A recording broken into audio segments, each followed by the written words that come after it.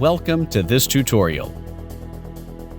How to access the privacy settings on Instagram. Tap on the profile icon at the bottom right of your Instagram app. Tap on the three horizontal lines of the menu icon at the top right. Now, at the bottom, tap on Settings. Tap on the Privacy option. Tap on the Comments option to change the privacy settings of this feature.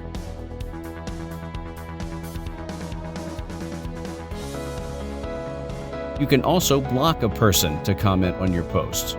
To do so, tap on the Block Comments From option. Search a name of the person or Instagram ID that you want to block. Tap on the Block button on the right side of the person's name.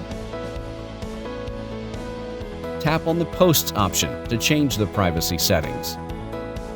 You can also turn on or off the Hide, Like, and View Counts feature. If required, control the tagging feature from everyone to no one. You can also change the mentions settings. Similarly, you can change more privacy settings for the other features on Instagram as per your needs. See, this wasn't hard at all. Thanks for watching.